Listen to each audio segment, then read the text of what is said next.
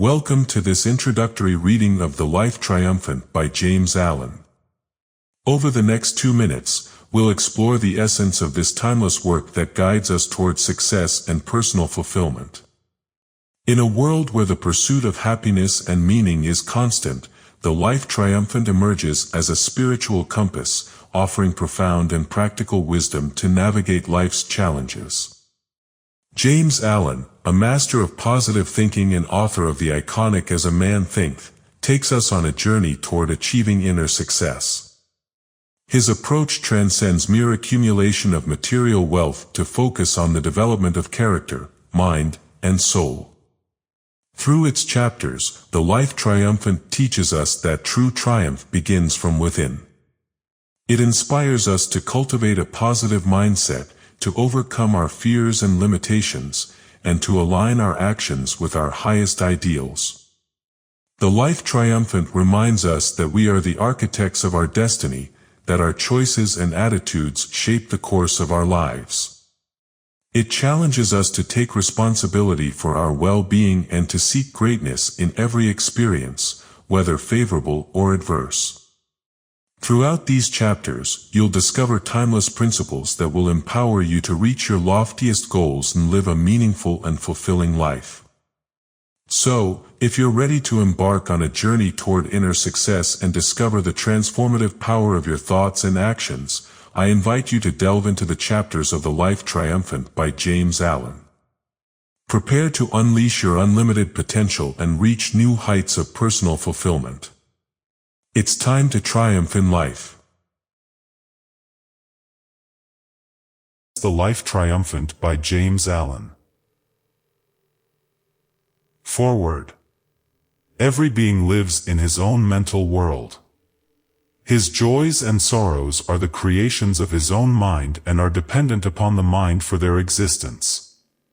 In the midst of the world, darkened with many sins and sorrows, in which the majority live, there abides another world, lighted up with shining virtues and unpolluted joy, in which the perfect ones live. This world can be found and entered, and the way to it is by self-control and moral excellence. It is the world of the perfect life, and it rightly belongs to man, who is not complete until crowned with perfection. The perfect life is not the faraway, impossible thing that men who are in darkness imagine it to be. It is supremely possible, and very near and real. Man remains a craving, weeping, sinning, repenting creature just so long as he wills to do so by clinging to those weak conditions. But when he wills to shake off his dark dreams and to rise, he arises and achieves. Signed, James Allen. Chapter 1, Faith and Courage. For those who will fight bravely and not yield, there is triumphant victory over all the dark things of life. I state this at the beginning, that the reader may know there is no uncertainty about it. In the course of this book, I shall show what are the elements, in character and conduct, which go to build up the life of calm strength and superlative victory. To stand face to face with truth, to arrive, after innumerable wanderings and pains, at wisdom and bliss, not to be finally defeated and cast out, but ultimately to triumph over every inward foe, such is man's divine destiny, such his glorious goal. And this, every saint, sage, and savior has declared. In the present stage of the life of humanity, comparatively few reach this place of triumph, though all will reach it at last. Yet there is a glorious company of perfect ones who have attained in the past, and their number is being added to with each succeeding age. Men are as yet learners in the school of life, and most men die learners. But there are some who, in this life, through fixity of purpose and strenuous fighting against darkness, pain, and ignorance, acquire a right knowledge of life and pass joyfully beyond the pupil stage. Man is not to remain forever a schoolboy in the universe, to be whipped for follies and errors. When he wills and wishes, he can set his mind upon his task and master the lessons of life, becoming a confident and skilled scholar, living in understanding and peace, and not in ignorance and misery. The sorrows of life are profound and deeply rooted, but they can be fathomed and rooted out. The passions and emotions of human nature are, in their ungoverned state, overwhelming and painfully conflicting, but they can be so softened down, harmonized, and wisely directed and understood, as to become obedient servants for the outworking of enlightened purposes. The difficulties of life are great, its battle fierce, and its wished-for issues are uncertain and elusive, so much so, that every hour men and women are breaking down under the strain. Yet these conditions have no objective and arbitrary existence. In their true nature they are subjective and purely mental and can be transcended. There is no inherent and permanent evil in the universal order, and the mind can be lifted up to the moral altitude where evil can touch it no more. A steadfast faith in an eternal and universal justice, in an overruling good, is the prelude to the life triumphant. The man who aims to become strong, serene, and steadfast at heart must, at the onset, have no doubt that the heart of life is good. He who is to gaze upon the cosmic order and experience the rapture of emancipation must realize that there is no disorder in his life but that which he creates. This realization is difficult, so prone is the mind, in its imperfect stages, to self-pity and self-justification, but it can be attained, and must be attained by him who is to live the freed life. At first it must be believed, and the belief must be adhered to, until it ripens into realization and knowledge. The sufferings of life are greatly reduced and they are accepted as disciplinary experiences, and the man of faith does so accept them. The sufferings of life are transcended and put away when all experiences are accounted good, and are utilized in the development of character, and the man of knowledge does so regard and utilize them. Faith is the gray dawn which precedes the full and perfect day of knowledge. Without it there can be no attainment of strength, no permanent security of heart. The man of faith does not succumb when difficulties present themselves, he does not despair when troubles overtake him. However steep and dark his path may seem, he looks forward to a brighter pathway ahead. He sees a destination of rest and light beyond. They who have no faith in the triumph of good ignominiously succumb to the elements of evil. And this must be so, for he who does not elevate good, elevates evil, and, seeing evil as the master of life, he receives the wages of evil. There are those who, having yielded to defeat in the battle of life, talk thoughtlessly about the wrongs they have suffered at the hands of others.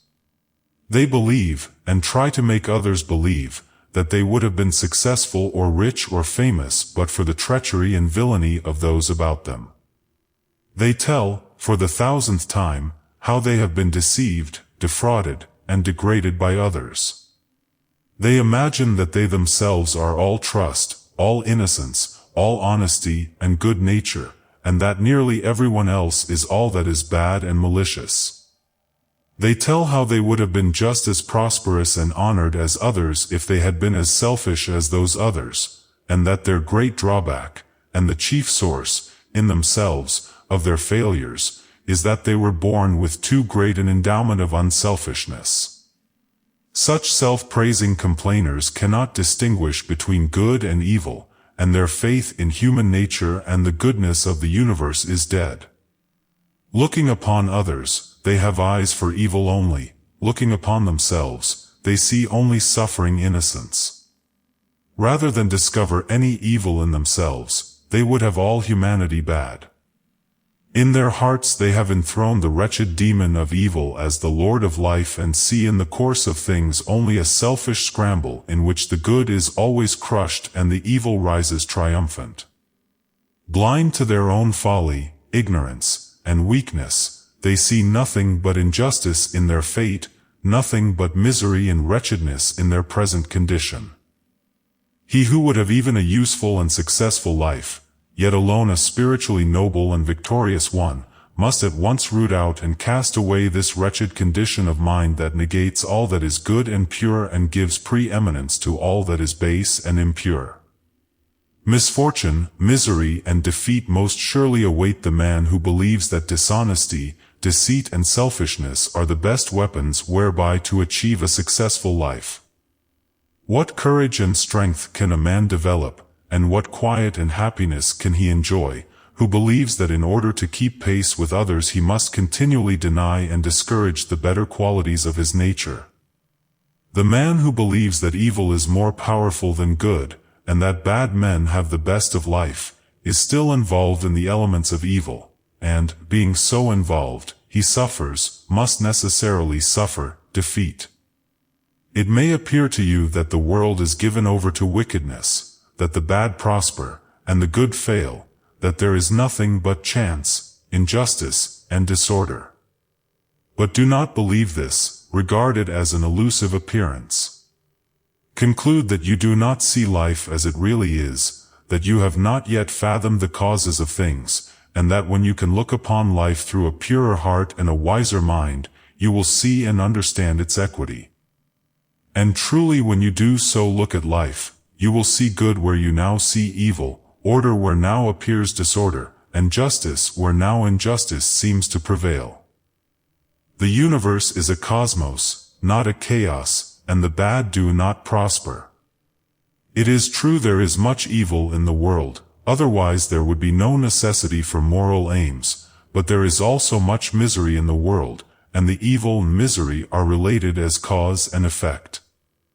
It is equally true that there is much good in the world, and much abiding gladness, and the good and gladness are related as cause and effect. He who has acquired that faith in the power and supremacy of good, which no apparent injustice, no amount of suffering, and no catastrophe can shake, will pass through all emergencies, all trials and difficulties, with a sublime courage that defies the demons of doubt and despair. He may not succeed in all his plans. He may even encounter much failure, but when he fails, it will be that he may frame nobler purposes and ascend to higher achievements. He will only fail in order to reach a success greater than that of which he first dreamed. His life will cannot, be a failure. Some of its details will fail, but this will be but the breaking of weak links in the chain of character and events, in order that the whole may be made more strong and complete. There is an animal courage which can calmly face the fire of an enemy in battle, or the fierce rage of beasts, but which fails in the battle of life and breaks down when confronted with the beasts that rage within one's own heart. It requires a higher, diviner courage to remain calm in the hour of deprivation and calamity than in the heat of battle, to overcome self than to overcome another. And this diviner courage is the companion of faith. A mere theological belief, commonly confused with faith, will not avail. Beliefs about God, Jesus, creation, are merely surface opinions, derived chiefly from custom, which do not reach down to the real life of a man and have no power to bestow faith. Such beliefs may accompany faith, but they are distinct from it. Frequently, those who hold most tenaciously to particular beliefs about God, Jesus, and the Bible are most lacking in faith, that is, they give way to complaint, despondency, and grief immediately after some petty trouble overtakes them. If one is given to irritability, anxiety, hopelessness, and lamentations over the simple things of life, let him know that, in spite of his religious belief or metaphysical philosophy, he lacks faith. For where there is faith there is courage, there is fortitude, there is steadfastness and strength. The opinions of men are lightly to be considered, for they are changing with every new breeze of thought. They have very little part in the reality of things, being the bubbles of a surface effervescence. But behind all opinions there is the same human heart. The godless are they who are goodless, even though they may be members of churches and make a great profession of faith in God. The godly are they who are goodly even though they make no profession of religion. The complainers and bewailers are the faithless and unbelieving. Those who deny or belittle the power of good, and in their lives and actions affirm and magnify the power of evil, are the only real atheists. Faith bestows that sublime courage that rises superior to the petty and selfish disappointments and troubles of life, that acknowledges no defeat except as a step to victory, that is strong to endure, patient to wait, and energetic to struggle. It perceives the benign law of truth in all things and is assured of the final triumph of the heart and the kingly power of the mind. Light up, then, the lamp of faith in your heart, and walk through the darkness guided by its illuminating rays. Its light is dim and cannot be compared with the sunlight brilliance of knowledge, but it suffices to lead one safely through the mists of doubt and the black darkness of despair, along the narrow, thorny ways of sickness and sorrow, and over the treacherous plains of temptation and uncertainty. It enables man to ward off and outstrip the foul beasts that rage in the jungle of his heart, and to reach safely the open plains of a pure life and the mountain levels of conquest where the dim light of faith is no longer needed. For, leaving behind him all the darkness, all the doubt, error, and sorrow, he enters into a new consciousness and upon a higher round of life, works, and acts, and lives self-contained and peaceful, in the full and glorious light of knowledge. Chapter 2, Manliness, Womanliness and Sincerity. Before a man can be truly godly, he must be manly. Before a woman can be truly godly, she must be womanly. There can be no true goodness apart from moral strength. Simpering, pretense, artificial behavior, flatteries, insincerities and smiling hypocrisies, let these things be forever destroyed and banished from our minds. Evil is inherently weak, ineffectual, and cowardly. Good is essentially strong, effective, and courageous. In teaching men and women to be good, I teach them to be strong, free, self-reliant. They will greatly misunderstand me and the principles which I enunciate who imagine that because I teach gentleness, purity, and patience I teach the cultivation of an effeminate weakness. It is only the manly man and the womanly woman who can properly understand those divine qualities.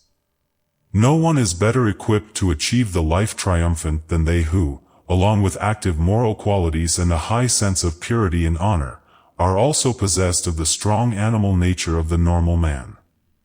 That animal force which, in various forms, surges within you, and which, in the hour of excitement, carries you blindly away, causing you to forget your higher nature and to forfeit your manly dignity and honor, that same force controlled, mastered, and rightly directed, will endow you with a divine strength by which you can achieve the highest, noblest, most blissful victories of true living. The savage within you is to be scourged and disciplined into obedience. You are to be the master of your heart, your mind, yourself. Man is only weak and abject when he gives up the reins of government to the lower, instead of directing the lower by the higher. Your passions are to be your servants and slaves, not your masters. See that you keep them in their places, duly controlled and commanded, and they shall render you faithful, strong, and happy service. You are not vile. There is no part of your body or mind that is vile. Nature does not make mistakes. The universe is framed on truth. All your functions, faculties, and powers are good, and to direct them rightly is wisdom, holiness, happiness. To direct them wrongly is folly, sin, and misery. Men waste themselves in excesses, in bad tempers, hatreds, gluttonies, and unworthy and unlawful pleasures, and then blame life. They should blame themselves. A man should have more self-respect than to abuse his nature in any way. He should command himself always, should avoid excitement and hurry, should be too noble to give way to anger, to resent the actions and opinions of others, or fruitlessly to argue with an abusive and cantankerous assailant. A quiet, unobtrusive, and unoffending dignity is the chief mark of a ripe and perfect manhood. Honor others and respect yourself. Choose your own path and walk it with a firm, unflinching step, but avoid a meddlesome interference with others. In the true man opposing qualities are blended and harmonized. A yielding kindness accompanies an unbending strength. He adapts himself gently and wisely to others without sacrificing the steadfast principles upon which his manhood is built. To have that iron strength that can go calmly to death rather than yield one jot of truth, along with that tender sympathy that can shield the weak and mistaken enemy, is to be manly with a divine manhood. Be true to the dictates of your own conscience, and respect all who do the same, even though their conscience should lead them in a direction the reverse of your own. One of the most unmanly tendencies is to pity another because he chooses opinions or religion contrary to those of oneself. Why pity a man because he is an agnostic, or an atheist, or a Buddhist, or a Christian?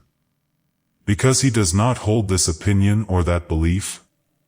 Such pity should be rightly named contempt. It is the office of pity to feel for the weak, the afflicted, and the helpless. Pity never says, "I pity you," it does kind deeds. It is superciliousness that professes pity for the strong, the self-reliant, for those who have the courage to mark out their own path and to walk it boldly. Why should he be forced to hold my opinion or yours? If what I say and do appeal to his reason and conscience as right, then he will be one with me and will work hand in hand with me. But if my work be not his work, he is none the less a man. He has his duty, though it not be my duty. When I meet one who is self-respecting, and who dares to think for himself, I will salute him as a man, and not harbor in my heart a contemptible pity for him, because, indeed, he rejects my conclusions. If we are to be responsible, self-acting beings in a law-begotten universe, let us be masters of our own wills, and respect the free will of others. If we are to be strong and manly, let us be large-hearted and magnanimous. If we are to triumph over the miseries of life, let us rise superior to the pettiness of our nature. Men weep in their weakness and cry out in misery of heart and degradation of mind. How plain, then, is the way of emancipation, how sublime the task of triumph. Be master of yourself. Eliminate weakness. Exorcise the mocking fiend, selfishness, in whom is all weakness and wretchedness.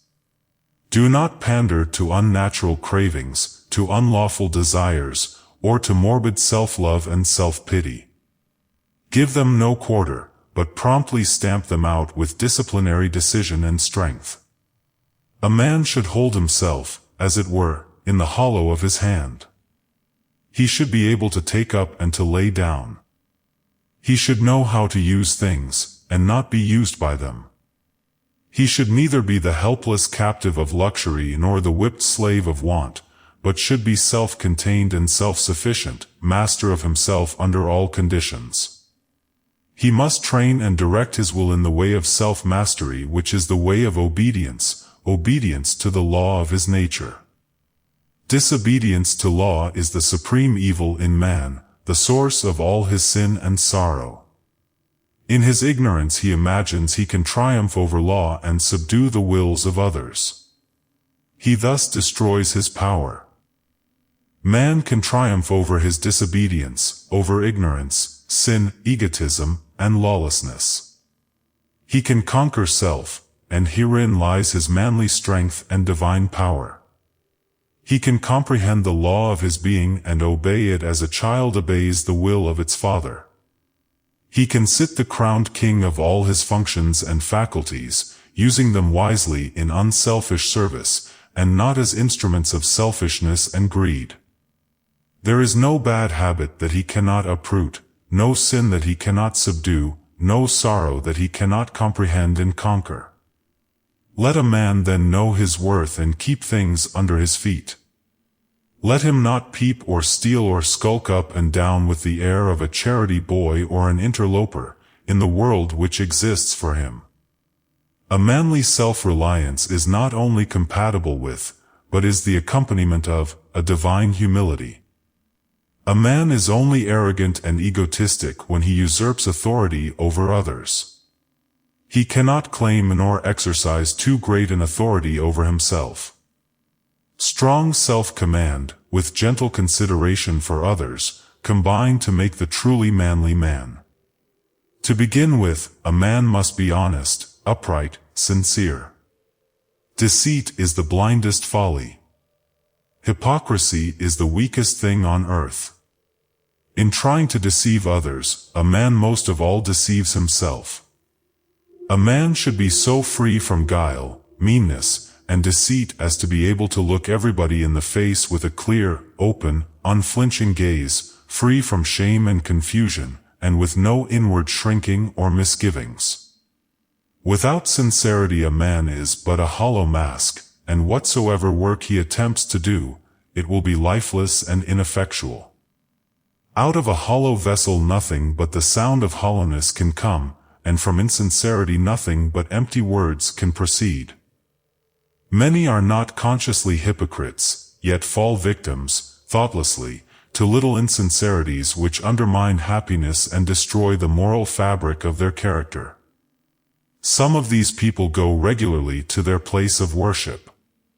They pray daily, year after year, for a purer heart and life, yet come from their devotions to vilify an enemy, or, worse still, to ridicule or slander an absent friend for whom, when they meet him or her, they will have nothing but smiles and smooth words. The pitiful part of it is that they are totally unconscious of their insincerity, and when their friends desert them, they speak complainingly of the faithlessness and hollowness of the world, and of people generally, and tell you sadly that there are no true friends in this world. Truly, for such there are no abiding friendships. For insincerity, even if not seen, is felt, and those who are incapable of bestowing trust and truth, cannot receive it. Be true to others, and others will be true to you. Think well of an enemy and defend the absent friend. If you have lost faith in human nature, discover where you have gone wrong yourself. In the Confucian code of moral sincerity is one of the 5 great virtues, and Confucius thus speaks of it: it is sincerity which places a crown upon your lives. Without it, our best actions would be valueless, the seemingly virtuous, mere hypocrites, and the shining light which dazzles us with its splendor, but a poor passing gleam ready to be extinguished by the slightest breath of passion. To be pure in mind, you must be free from self-deception, you must hate vice as you would a disagreeable odor, and love virtue as you would some beautiful object. There can be no self-respect without it, and this is why the superior man must be guarded in his hours of solitude. The worthless man secretly employs his idle moments in vicious acts, and there is no limit to his wickedness. In the presence of the pure he plays the hypocrite and puts forward none but his good qualities. Yet how does this disguise hide him when his true character is revealed to the first scrutinizing glance? It has been said that there is a strict watch kept over that which is pointed at by many hands and gazed at by many eyes. It is in solitude, then, that the upright man has the greatest reason to be guarded. Thus, the sincere man does not do or say that which he would be ashamed of were it brought to light. His uprightness of spirit enables him to walk upright and confident among his fellow men. His presence is a strong protection, and his words are direct and powerful because they are true. Whatever may be his work, it prospers. Though he may not always please the ears of men, he wins their hearts, they rely on him, trust, and honor him. Courage, self-reliance, sincerity, generosity, and kindness, these are the virtues which constitute a robust manhood. Without them, a man is but clay in the hands of circumstances, a weak, wavering thing that cannot rise into the freedom and joy of a true life. Every young man should cultivate and foster these virtues, and as he succeeds in living them will he prepare to achieve the life triumphant. I see coming upon the earth a new race of men and women, men who will be men indeed, strong, upright, noble, too wise to stoop to anger, uncleanness, strife, and hatred, women who would be women indeed, gentle, truthful, pure, too compassionate to stoop to gossip, slander, and deception. From their loins will proceed superior beings of the same noble type, and the dark fiends of error and evil will fall back at their approach. These noble men and women will regenerate the earth. They will dignify man and vindicate nature, restoring humanity to love, happiness, and peace, and the life of victory over sin and sorrow will be established in the earth. Chapter 3: Energy and Power. How wonderful is the universal energy! Never tiring, inexhaustible, and apparently eternal in its operation, it moves in atom and in star, informing the fleeting shapes of tune with its restless, glowing, pulsating power. Man is a portion of this creative energy, and in him it manifests, through a combination of mental faculties, as affection, passion, intelligence, morality, reason, understanding, and wisdom. He is not merely a blind conductor of energy, but he consciously uses, controls, and directs it. Slowly, but with certainty, is he gaining control of the forces without, and is making them do obedient service. And just as surely will he gain control of the forces within, the subtle energies of thought, and direct them into channels of harmony and happiness. Man's true place in the cosmos is that of a king, not a slave, a commander under the law of good and not a helpless tool in the reign of evil. His own body and mind are the dual dominion over which he is to reign, a lord of truth, the master of himself, the wise user and controller of his store of pure, eternal, creative energy.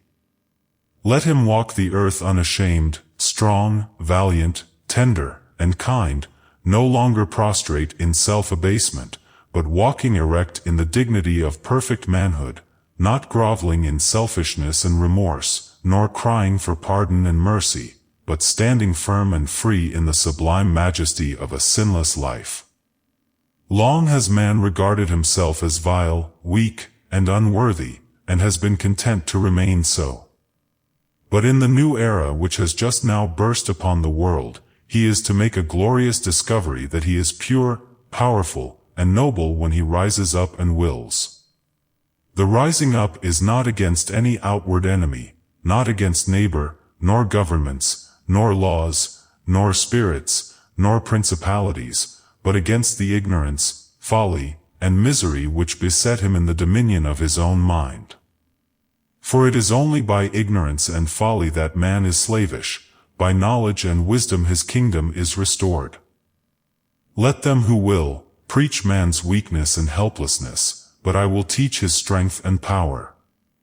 I write for men, not for babes, for those who are eager to learn, and earnest to achieve, for those who will put away, for the world's good, a petty personal indulgence, a selfish desire, a mean thought, and live on as though it were not, without craving and regret. The truth is not for the frivolous and the thoughtless. The life triumphant is not for triflers and loiterers. Man is a master. If he were not, he could not act contrary to law. Thus, his so-called weakness is an indication of strength, his sin is the inversion of his capacity for holiness. For what is his weakness and sin but misdirected energy, misapplied power? In this sense, the wrongdoer is strong, not weak, but he is ignorant, and exerts his strength in wrong directions instead of right, against the law of things instead of with it. Suffering is the recoil of misdirected strength. The bad man becomes good by reversing his conduct. If you are weeping over your sins, cease to commit those sins and establish yourself in their opposing virtues. It is thus that weakness is converted into strength, helplessness into power, and suffering into bliss. By turning his energies from the old channels of vice, and directing them into the new channels of virtue, the sinner becomes a saint. While the universal energy may be unlimited, in particular forms its sum is strictly limited. A man is possessed of a given amount of energy, and he can use it or misuse it, can conserve and concentrate it, or dissipate and disperse it. Power is concentrated energy, wisdom is that energy adapted to beneficent ends. He is the man of influence and power who directs all his energies towards one great purpose, and patiently works and waits for its fulfillment, sacrificing his desires in other and more pleasant directions. He is the man of folly and weakness who, thinking chiefly of pleasure, gratifies the desire of the hour, or follows the whim and impulse of the moment, and so drifts thoughtlessly into peevishness and poverty of mind. The energy used in one direction is not available for use in other directions. This is a universal law both in mind and matter. Emerson calls it the law of compensation. Gain in a given direction necessitates loss in its opposite direction. The force placed in one scale is deducted from the other scale. Nature is always endeavoring to strike a balance. The energy which is dissipated in idleness is not given to work. The pleasure seeker cannot also be a truth seeker. The force wasted in a fit of bad temper is drawn from the man's store of virtue, particularly the virtue of patience. Spiritually, this law of compensation is the law of sacrifice. Selfish pleasure must be sacrificed if purity is to be gained, hatred must be yielded up if love is to be acquired, vice must be renounced if virtue is to be embraced. Earnest men soon discover that if they are to accomplish anything that is successful, strong, and enduring, in worldly, intellectual, or spiritual channels, they must curb their desires, and sacrifice much that seems sweet, even much that seems important. Hobbies, bodily and mental indulgences, enticing companionships, alluring pleasures, and all work that does not tend to some central purpose in his life must be sacrificed by the man of strong resolve. He opens his eyes to the fact that time and energy are strictly limited, and so he economizes the one and concentrates the other. Foolish men waste their energies in swinish ease and gluttonous indulgence, in frivolous pleasures and empty talk, in hateful thoughts and irritable outbursts of passion, in vain controversy and meddlesome interference. They then complain that many are more fortunately equipped than they are for a useful, successful, or great life, and they envy their honored neighbor who has sacrificed self to duty and has devoted all his energies to the faithful performance of the business of his life. He who is just, speaks the truth, and does what is his own business, him the world will hold dear. Let a man attend to his own business, concentrating all his energies upon the perfect accomplishment of the task of his life, not stepping aside to condemn or interfere with the duties of others, and he will find life simple, strong, and happy. The universe is girt with goodness and strength, and it protects the strong and the good. Evil and weakness are self-destructive. Dissipation is annihilation. All nature loves strength. I see no inherent cruelty in the survival of the fittest. It is a spiritual as well as a natural law. The stronger qualities of the beast are the fittest to evolve a higher type. The nobler moral qualities in man are his emancipators, and it is well that they should dominate and ultimately crush out the ignoble tendencies. Most certain it is that he who gives dominion to the lower, courts destruction, and does not survive, either in the struggle of life without or the battle of truth within. The life given to the lower is lost to the higher, it is finally lost also to the lower, and so all is lost, for evil is ultimately nothingness. But the life given to the higher is preserved, and is not lost to anything, for, while it sacrifices much that the world holds precious, it does not sacrifice anything that is precious in reality. The untrue and worthless must perish, and he who consecrates himself to the good and the true is content that they should perish, and so at last he stands where sacrifice ends, and all is gain. Such a one survives in the struggle of life without, and he conquers in the battle of truth within. First, then, be strong. Strength is the firm basis on which is built the temple of the triumphant life. Without a central motive and fixed resolve, your life will be a poor, weak, drifting, unstable thing. Let the act of the moment be governed by the deep abiding purpose of the heart. You will act differently at different times, but the act will not be wrong if the heart is right. You may fall and go astray at times, especially under great stress, but you will quickly regain yourself, and you will grow wiser and stronger, thereby, so long as you guide yourself by the moral compass within, and do not throw it away to gratify indulgence and give yourself up to uncertain drifting. Follow your conscience.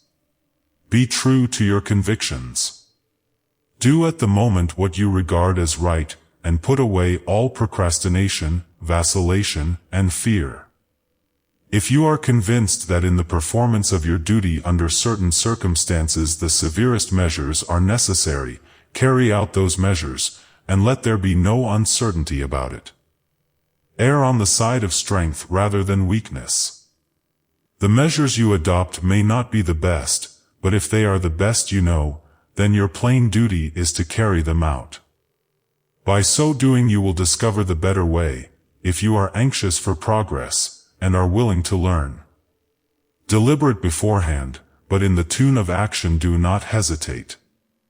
Avoid anger and stubbornness, lust and greed. The angry man is the weak man. The stubborn man, who refuses to learn or mend his ways, is the foolish man. He grows old in folly, and gray hairs do not bring him reverence or honor. The sensualist has energy for pleasure only, and reserves none for manliness and self-respect. The greedy man is blind to the nobility of human nature and the glory of a true life. He spends his energies in perpetuating the miseries of hell, instead of enjoying the happiness of heaven. Your strength is with you, and you can spend it in burrowing downward or in climbing upward. You can dissipate it in selfishness or conserve it in goodness. The same energy will enable you to become a beast or a god. The course along which you direct it will determine its effect. Do not think the thought, "My mind is weak," but convert weakness into strength, and energy into power by redirecting your mental forces. Turn your thoughts into noble channels.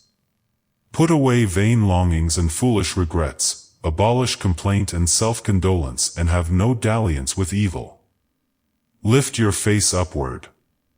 Rise up in your divine strength, and spurn from your mind and life all meanness and weakness. Do not live the false life of a whining slave, but live the true life of a conquering master. Chapter 4: Self-Control and Friendliness. When mental energy is allowed to follow the line of least resistance, and to fall into easy channels, it is called weakness. When it is gathered, focused, and forced into upward and different directions, it becomes power, and this concentration of energy and acquisition of power is brought about by means of self-control. In speaking of self-control, one is easily misunderstood. It should not be associated with a destructive repression, but with a constructive expression. The process is not one of death, but of life. It is a divine and masterly transmutation in which the weak is converted into the strong, the coarse into the fine, and the base into the noble, in which virtue takes the place of vice, and dark passion is lost in bright intellectuality. The man who merely smothers up and hides away his real nature, without any higher object in view than to create a good impression upon others concerning his character, is practicing hypocrisy and not self-control. As the mechanic transmutes coal into gas, and water into steam, and then concentrates and utilizes the finer forces for the comfort and convenience of others, so the man who intellectually practices self-control transmutes his lower inclinations into the finer qualities of intelligence and mortality to the increase of his own and the world's happiness. A man is happy, wise, and great in the measure that he controls himself. He is wretched, foolish, and mean in the measure that he allows his animal nature to dominate his thoughts and actions. He who controls himself controls his life, his circumstances, his destiny, and wherever he goes he carries his happiness with him as an abiding possession. He who does not control himself is controlled by passions, by his circumstances, and his fate, and if he cannot gratify the desire of the moment, he is disappointed and miserable. He depends for his fitful happiness on external things. There is no force in the universe which can be annihilated or lost. Energy is transformed, but not destroyed.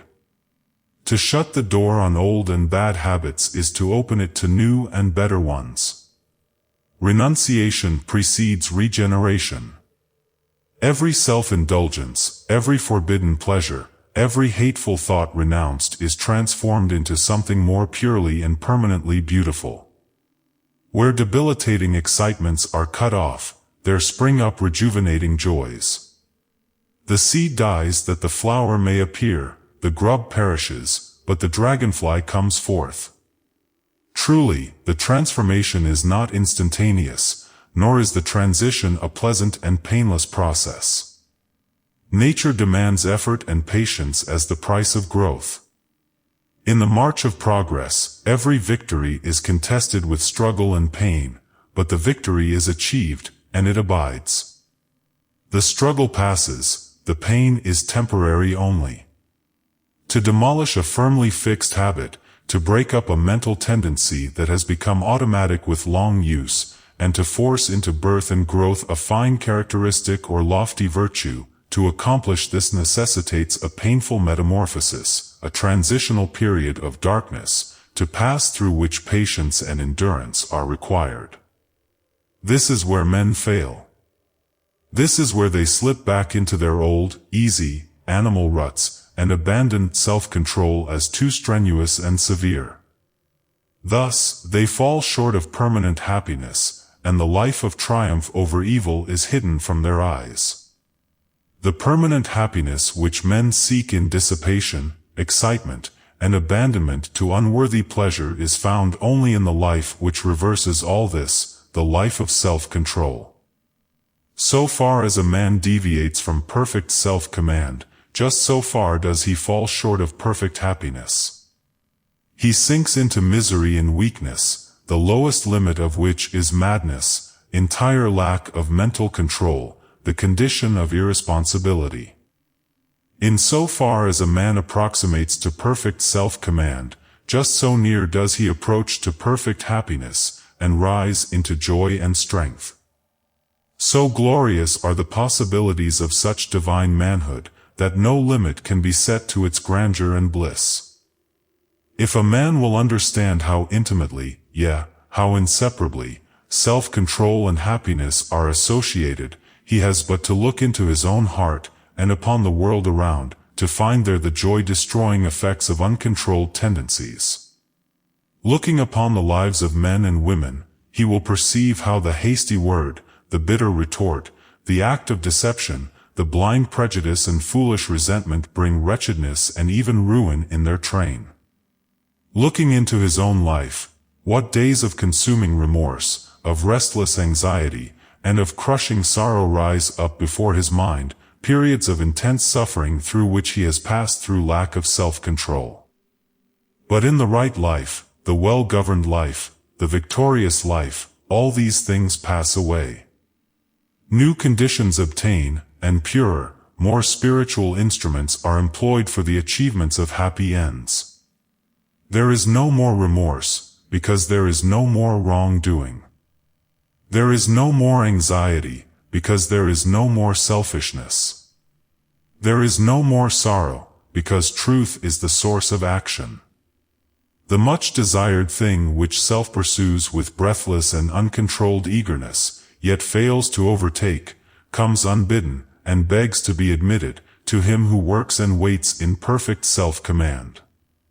Hatred, impatience, greed, self-indulgence, vain ambitions, and blind desires, the instruments by which self shapes its ill-finished existence, what clumsy tools they are, and how ignorant and unskillful are they who employ them. Love, patience, kindness, self-discipline, transmuted ambitions, and chastened desires, instruments of truth, by which is shaped a well-finished existence, what perfect tools they are, and how wise and skillful are they who use them. Whatsoever is gained by feverish haste and selfish desire is attained in fuller measure by quietness and renunciation. Nature will not be hastened. She brings all perfection in due season. Truth will not be commanded. He has his conditions and must be obeyed. Nothing is more superfluous than haste and anger. A man has to learn he cannot command things, but that he can command himself, that he cannot coerce the wills of others, but that he can mold and master his own will, and things serve him who serve truth. People seek guidance of him who is master of himself. It is a little understood, yet simple and profound truth, that the man who cannot command himself under the severest external stress is unfit to guide others or to control affairs. It is the fundamental principle in the moral and political teachings of Confucius that, before attempting to govern affairs, a man should learn to govern himself. Men who habitually give way, under pressure, to hysterical suspicions, outbursts of resentment, and explosions of anger, are unfit for weighty responsibilities and lofty duties, and usually fail, sooner or later, even in the ordinary duties of life, such as the management of their own family or business. Lack of self-control is foolishness, and folly cannot take precedence over wisdom. He who is learning how to subdue and control his turbulent, wandering thoughts is becoming wiser every day. Though for a time the temple of joy will not be completed, he will gather strength in laying its foundations and building its walls, and the day will come when, like a wise master builder, he will rest at peace in the beautiful habitation which he has built. Wisdom inheres in self-control, and in wisdom is pleasantness and peace. The life of self-control is no barren deprivation, no wilderness of monotony. Renunciation there is, but it is a renunciation of the ephemeral and false in order that the abiding and true may be realized. Enjoyment is not cut off, it is intensified. Enjoyment is life, it is the slavish desire for it that kills. Is there anywhere a more miserable man than he who is always longing for some new sensation? Is there anywhere a more blessed being than he who, by self-control, is satisfied, calm, and enlightened? Who has most of physical life and joy, the glutton, the drunkard, and the sensualist who lives for pleasure only, or the temperate man who holds his body in subjection, considering its needs and obeying its uses? I was once eating a ripe, juicy apple as it came from the tree, and a man near me said, "I would give anything if I could enjoy an apple like that." I asked, "Why can't you?" His answer was, "I have drunk whiskey and smoked tobacco until I have lost all enjoyment in such things." In pursuit of elusive enjoyments, men lose the abiding joys of life. And as he who controls his senses has most of physical life, joy, and strength, so he who controls his thoughts has most of spiritual life, bliss, and power.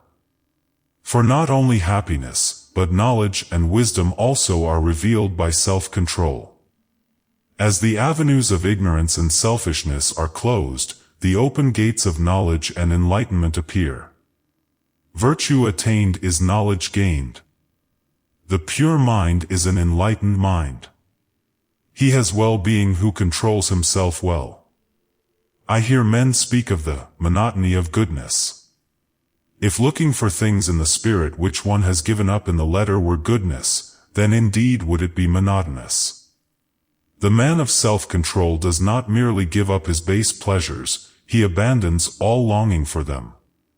He presses forward, and does not look back, and fresh beauties, new glories, sublimer vistas await him at every step. I am astonished at the revelations which lie hidden in self-control. I am captivated by the infinite variety of truth. I am filled with joy at the grandeur of the prospect. I am gladdened by its splendor and its peace.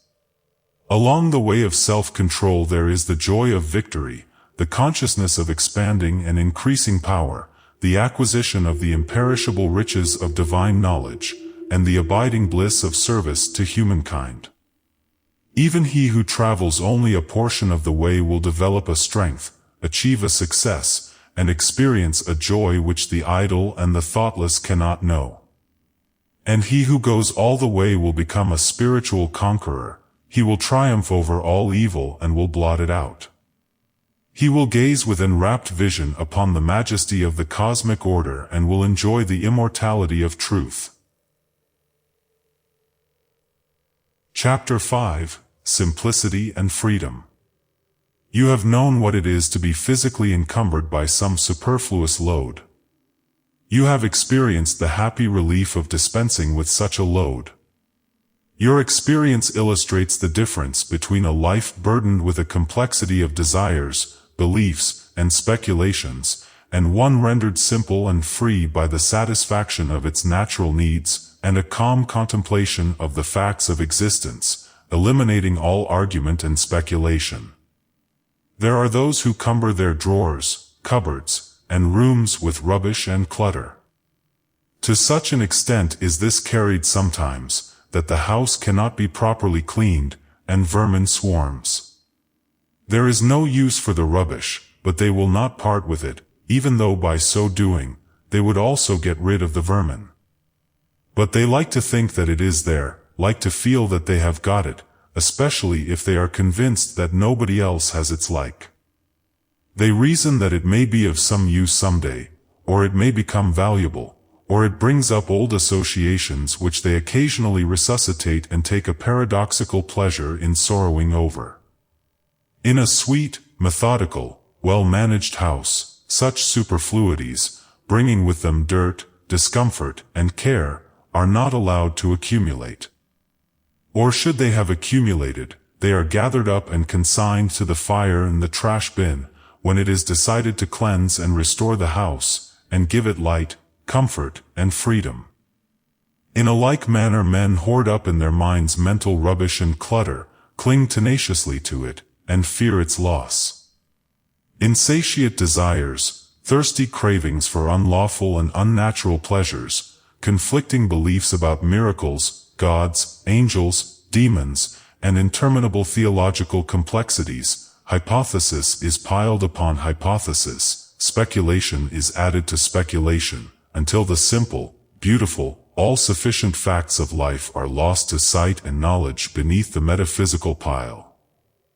Simplicity consists in being rid of this painful confusion of desires and superfluity of opinions and adhering only to that which is permanent and essential.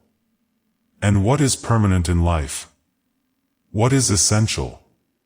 Virtue alone is permanent, character is essential. So simple is life when it is freed from all superfluities and rightly understood and lived that it can be reduced to a few unmistakable, easy to understand, though hard to practice principles. And all great minds have so simplified life. Buddha reduced it to 8 virtues, in the practice of which he declared that men would acquire perfect enlightenment. And these 8 virtues he reduced to one, which he called compassion. Confucius taught that the perfection of knowledge was contained in 5 virtues, and these he expressed in one which he called reciprocity or sympathy. Jesus reduced the whole of life to the principle of love. Compassion, sympathy, love, these 3 are identical. How simple they are, too. Yet I cannot find a man who fully understands the depths and heights of these virtues, for who so fully understood them would embody them in practice. He would be complete, perfect, divine. There would be nothing lacking in him of knowledge, virtue, and wisdom. It is only when a man sets earnestly to work to order his life in accordance with the simple precepts of virtue, that he discovers what piles of mental rubbish he has hoarded up, and which he is now compelled to throw away. The exactions, too, which such a course of conduct make upon his faith, endurance, patience, kindness, humility, reason, and strength of will, are, until the mind approaches the necessary condition of purity and simplicity, painful in their severity. The clearing out process, whether of one's mind, home, or place of business, is not a light and easy one, but it ends in comfort and repose. All complexities of detail, whether in things material or mental, are reducible to a few fundamental laws or principles by virtue of which they exist and are regulated. Wise men govern their lives by a few simple rules. A life governed by the central principle of love will be found to be divinely consistent in all its details. Every thought, word, act, will fall into proper place, and there will be no conflict and confusion. What, asked the learned man of the Buddhist saint who had acquired a wide reputation for sanctity and wisdom, what is the most fundamental thing in Buddhism? The saint replied, the most fundamental thing in Buddhism is to cease from evil and to learn to do good. I did not ask you, said the learned man, to tell me what every child of 3 knows. I want you to tell me what is the most profound, the most subtle, and the most important thing in Buddhism. The most profound, the most subtle, the most important thing in Buddhism, said the saint, is to cease from evil and to learn to do well. It is true that a child of 3 may know it, but gray-haired old men fail to put it into practice. The commentator then goes on to say that the learned man did not want facts, he did not want truth. He wanted to be given some subtle metaphysical speculation which would give rise to another speculation, and then to another and another, and so afford him an opportunity of bringing into play the wonderful intellect of which he was so proud.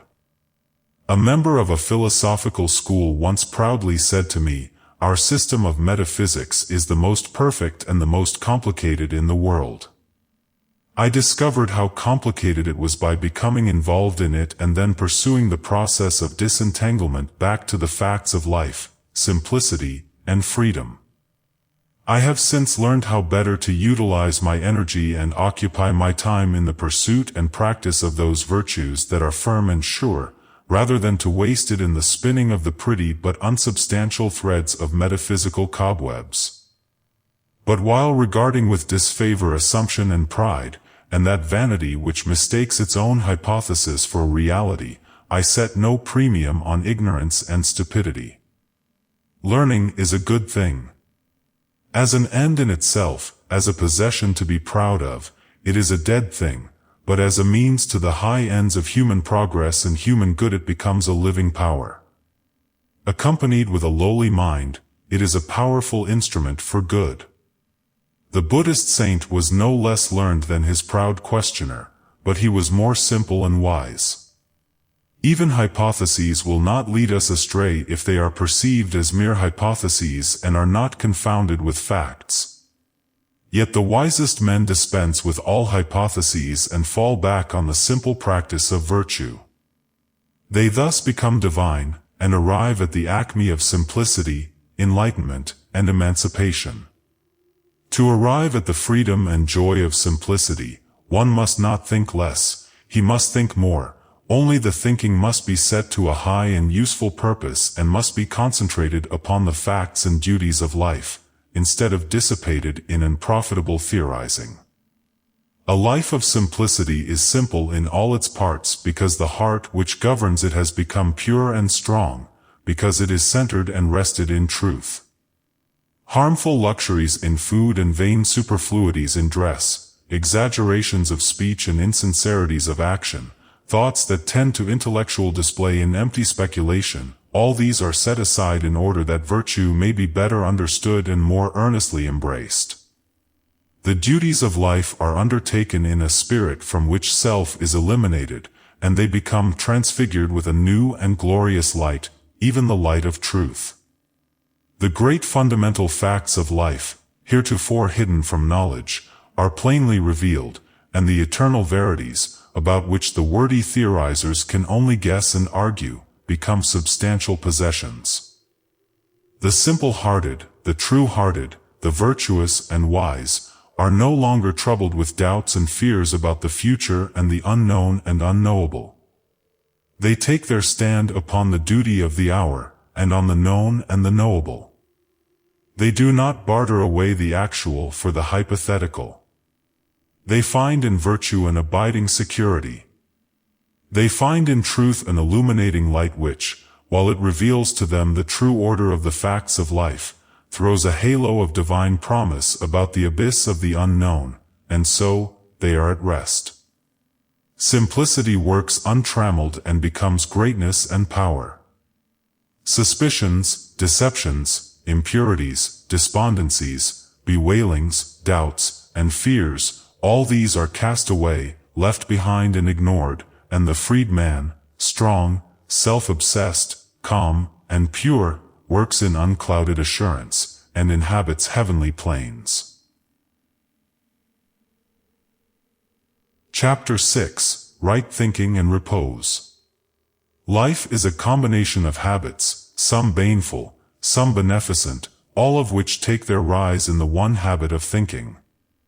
The thought makes the man, therefore, right thinking is the most important thing in life.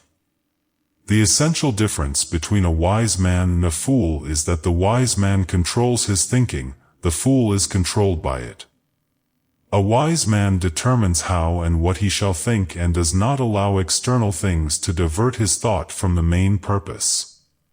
But a fool is carried captive by every tyrant thought as it is aroused within him by external things, and he goes through life the helpless tool of impulse, whim, and passion. Careless, slovenly thinking, commonly called thoughtlessness, is the companion of failure, wrongdoing, and wretchedness.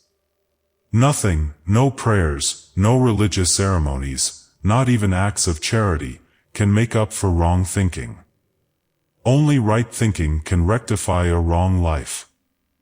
Only the right attitude of mind towards men and things can bring repose and peace. The triumphant life is only for him whose heart and intellect are attuned to lofty virtue. He must make his thought logical, sequential, harmonious, symmetrical. He must mold and shape his thinking to fixed principles, and thereby establish his life on the sure foundation of knowledge. He must not merely be kind, he must be intelligently kind, must know why he is kind. His kindness must be an invariable quality, and not an intermittent impulse interspersed with fits of resentment and acts of harshness. He must not merely be virtuous under virtuous circumstances, his virtue must be of a kind that shall continue to shine with unabated light when he is assailed with vicious circumstances. He must not allow himself to be hurled from the throne of divine manhood by the shocks of fate or the praise and blame of those around him. Virtue must be his abiding habitation, his refuge from the whirlwind and the storm. And virtue is not only of the heart, it is of the intellect also, and without this virtue of the intellect, the virtue of the heart is imperiled. Reason, like passion, has its vices. Metaphysical speculations are the riot of the intellect, as sensuality is the riot of the affections. The highest flights of speculation, pleasing as they are, reveal no place of rest, and the strained mind must return to facts and moral principles to find that truth which it seeks. As the soaring bird returns for refuge and rest to its nest in the rock, so must the speculative thinker return to the rock of virtue for surety and peace. The intellect must be trained to comprehend the principles of virtue, and to understand all that is involved in their practice. Its energies must be restrained from wasteful indulgence in vain subtleties and be directed in the path of righteousness and the way of wisdom. The thinker must distinguish, in his own mind, between reality and assumption. He must discover the extent of his actual knowledge. He must know what he knows. He must also know what he does not know. He must learn to discriminate between belief and knowledge, error and truth.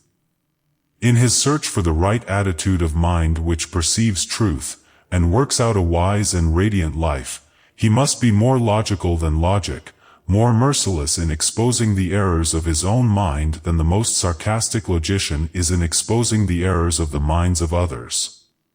After pursuing this course of discrimination for a short time, he will be astonished to find how small is the extent of his actual knowledge, yet he will be gladdened by its possession, for small as it is the pure gold of knowledge. And what is better, to have a few grains of gold hidden away in tons of ore, where it is useless, or to extract the gold and throw away the ore? As the miner sifts away bushels of dull earth to find the sparkling diamond, so the spiritual miner, the true thinker, sifts away from his mind the accumulation of opinions, beliefs, speculations, and assumptions to find the bright jewel of truth which bestows upon its possessor wisdom and enlightenment. And the concentrated knowledge which is ultimately brought to light by this sifting process is found to be so closely akin to virtue that it cannot be divided from it, cannot be set apart as something different. In his search for knowledge, Socrates discovered virtue. The divine maxims of the great teachers are maxims of virtue. When knowledge is separated from virtue, wisdom is lost. What a man practices, that he knows. What he does not practice, that he does not know. A man may write treatises or preach sermons on love, but if he treats his family harshly, or thinks spitefully of his enemy, what knowledge has he concerning love? In the heart of the man of knowledge there dwells a silent and abiding compassion that shames the fine words of the noisy theorist. He only knows what peace is whose heart is free from hatred, who lives in peace with all. Cunning definitions of virtue only serve to deepen ignorance when they proceed from vice-stained lips. Knowledge has a deeper source than the mere memorizing of information. That knowledge is divine which proceeds from acquaintance with virtue. The humility which purges the intellect of its empty opinions and vain assumptions also fortifies it with a searching insight and invincible power. There is a divine logic which is indistinguished from love. The reply, "He that is without sin among you, let him cast the first stone," is unanswerable logic. It is also perfect love. The wrong thinker is known by his vices, the right thinker is known by his virtues. Troubles and unrest assail the mind of the wrong thinker, and he experiences no abiding repose. He imagines that others can injure, snub, cheat, degrade and ruin him. Knowing nothing of the protection of virtue, he seeks the protection of self, and takes refuge in suspicion, spite, resentment, and retaliation, and is burnt in the fire of his own vices. When slandered, he slanders in return. When accused, he recriminates. When assailed, he turns upon his adversary with double fierceness. "I have been treated unjustly," exclaims the wrong thinker, and then abandons himself to resentment and misery. Having no insight and unable to distinguish evil from good, he cannot see that his own evil, and not his neighbor's, is the cause of all his trouble. The right thinker is not concerned with thoughts about self and self-protection, and the wrong actions of others towards him cannot cause him trouble or unrest. He cannot think, "This man has wronged me." He perceives that no wrong can reach him but by his own evil deeds. He understands that his welfare is at his own hands, and thus none but himself can rob him of repose. Virtue is his protection, and retaliation is foreign to him. He holds himself steadfastly in peace, and resentment cannot enter his heart. Temptation does not find him unprepared, and it assails in vain the strong citadel of his mind. Abiding in virtue, he abides in strength and peace. The right thinker has discovered and acquired the right attitude of mind toward men and things, the attitude of a profound and loving repose. And this is not resignation, it is wisdom. It is not indifference, but watchful and penetrating insight. He has comprehended the facts of life, he sees things as they are. He does not overlook the particulars of life but reads them in the light of cosmic law, sees them in their right relations as portions of the universal scheme. He sees the universe is upheld by justice. He watches, but does not engage in, the petty quarrels and fleeting strifes of men. He cannot be partisan. His sympathy is with all. He cannot favor one portion more than another. He knows that good will ultimately conquer in the world, as it has conquered in individuals, that there is a sense in which good already conquers, for evil defeats itself. Good is not defeated, justice is not set aside. Whatever man may do, justice reigns, and its eternal throne cannot be assailed and threatened, much less conquered and overthrown. This is the source of the true thinker's abiding repose. Having become righteous, he perceives the righteous law. Having acquired love, he understands the eternal love. Having conquered evil, he knows that good is supreme. He is only the true thinker whose heart is free from hatred, lust, and pride, who looks out upon the world through eyes washed free from evil, whose bitterest enemy arouses no enmity, but only tender pity in his heart, who does not talk vainly about things of which he has no knowledge, and whose heart is always at peace. And by this a man may know that his thoughts are in accordance with the truth, that there is no more bitterness in his heart, that malice has departed from him, that he loves where he formerly condemned. A man may be learned, but if he is not wise, he will not be a true thinker. Not by learning will a man triumph over evil, not by much study will he overcome sin and sorrow. Only by conquering himself will he conquer evil, only by practicing righteousness will he put an end to sorrow. Not for the clever, nor the learned, nor the self-confident is the life triumphant, but for the pure, the virtuous, the wise. The former achieve their particular success in life, but the latter alone achieve the great success, a success so invincible and complete that even an apparent defeat shines with added victory. Virtue cannot be shaken, virtue cannot be confounded, virtue cannot be overthrown. He who thinks in accordance with virtue, who acts righteously, whose mind is the servant of truth, he it is who conquers in life and in death. For virtue must triumph, and righteousness and truth are the pillars of the universe. Chapter 7, Calmness and Resource. He who has truth is always self-possessed. Hurry and excitement, anxiety, and fear have no place in the purified mind and the true life. Self-conquest results in perpetual calm. Calmness is the radiant light which adds a luster to all the virtues. Like the nimbus round the head of the saint, it surrounds virtue with its shining halo. Without calmness a man's greatest strength is but a kind of exaggerated weakness. Where is a man's spiritual strength, where indeed is his ordinary manly strength, who loses his balance with almost every petty disturbance from without? And what enduring influence can a man have who forgets himself in sinful abandonment or unseemly rage in the hour of temptation and crisis? The virtuous put a check upon themselves and set a watch upon their passions and emotions. In this way they gain possession of the mind, and gradually acquire calmness. And as they acquire calmness, they acquire influence, power, greatness, abiding joy, and fullness and completeness of life. Those who do not put a check upon themselves, whose emotions and passions are their masters, who crave excitement and race after unholy pleasures, these are not yet fit for a life of joyful victory and can neither appreciate nor receive the beautiful jewel of calmness. Such may pray for peace with their lips, but they do not desire it in their hearts, or the word peace may only mean to them another kind of periodic pleasure which they desire to enjoy. In the life of calm there are no fitful periods of sinful excitement followed by reactionary hours of sorrow and remorse.